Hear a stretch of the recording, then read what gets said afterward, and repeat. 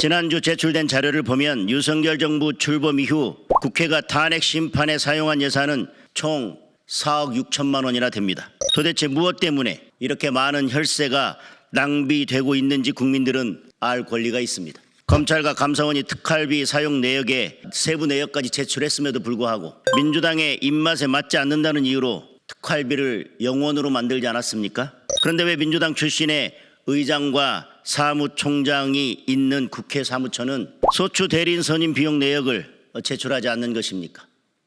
윤석열 정부 들어 더불어민주당은 29차례에 걸쳐서 줄 탄핵을 강행했습니다.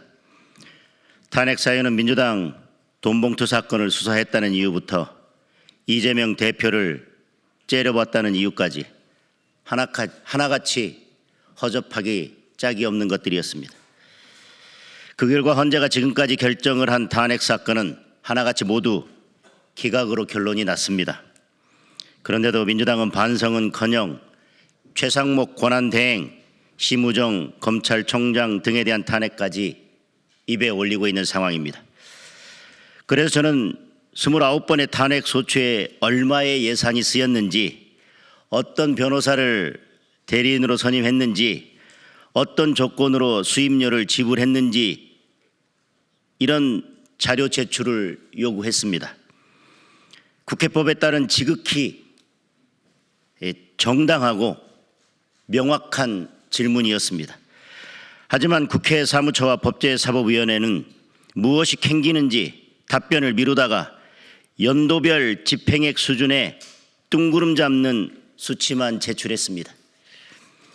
민주당은 탄핵을 강행할 때마다 정당한 탄핵이라고 강조해 왔습니다. 그렇다면 국회 사무처는 무엇이 두려워서 세부 내역을 공개하지 않는지 도무지 알 수가 없습니다. 민주당은 지난 예산심사에서 검찰과 감사원의 특활비를 전액 삭감한 바 있습니다. 검찰과 감사원이 특활비 사용 내역에 세부 내역까지 제출했음에도 불구하고 민주당의 입맛에 맞지 않는다는 이유로 특활비를 영원으로 만들지 않았습니까? 그런데 왜 민주당 출신의 의장과 사무총장이 있는 국회 사무처는 소추 대리인 선임 비용 내역을 제출하지 않는 것입니까? 지난주 제출된 자료를 보면 윤석열 정부 출범 이후 국회가 탄핵 심판에 사용한 예산은 총 4억 6천만 원이나 됩니다. 도대체 무엇 때문에 이렇게 많은 혈세가 낭비되고 있는지 국민들은 알 권리가 있습니다.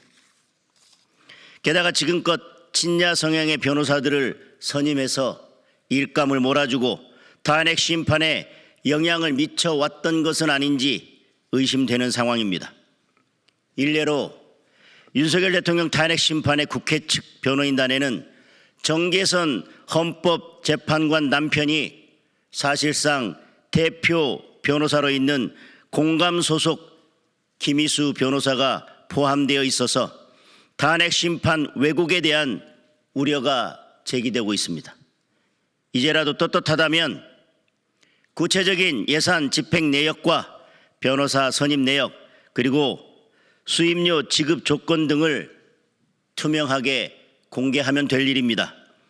민주당 출신이 사무총장을 맡고 있다고 해서 국회 사무처가 민주당과 이재명 대표의 눈치를 보느라 국민의 등 돌리는 일은 없기를 바랍니다.